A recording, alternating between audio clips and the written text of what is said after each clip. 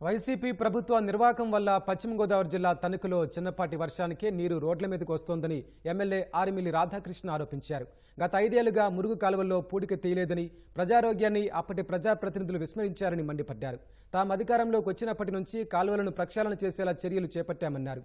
ప్రధాన రహదారిలోని మురుగు కాలువల పనులను ఆగస్టు నెలాఖరు నాటికి పూర్తి చేసేలా ప్రణాళికతో ముందుకెళ్తున్నట్లు తెలిపారు. పట్టణంలో పారిశుద్ధ్యాన్ని పూర్తిగా పడకెక్కించినటువంటి పరిస్థితి కనిపిస్తుంది.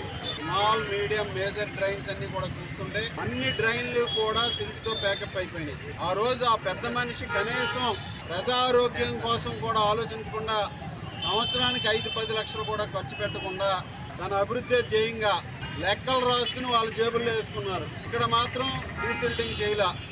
ఈ రోజు ఒక్కొక్క డ్రైన్ తీస్తుంటే 4 అడుగులు 5 అడుగులు సిల్ట్ అంతా కూడా ప్యాకప్ అయిపోయినటువంటి పరిస్థితి. మీరు అటువంటి పరిస్థితి నుంచి మరలా గౌరవ ముఖ్యమంత్రి చంద్రబాబు నాయుడు గారు ఆదేశాల మేరకు ఈ తణుకు పట్టణాన్ని అన్ని విధాలుగాను కూడా పారిశుద్ధ్యంలో ప్రథమ స్థానంలో ఉంచే విధంగా ముందుకు వెళ్లడం కోసం 2 టీములను ఏర్పరిచి డివిజన్ 1, డివిజన్ 2 కింద రోజుకి 40 మంది ప్రత్యేకమైనటువంటి టీములను ఏర్పరిచి చేయడం నిర్ణయం తీసుకున్నామని, దీనికి ప్రజలందరూ కూడా సహకరించాలి.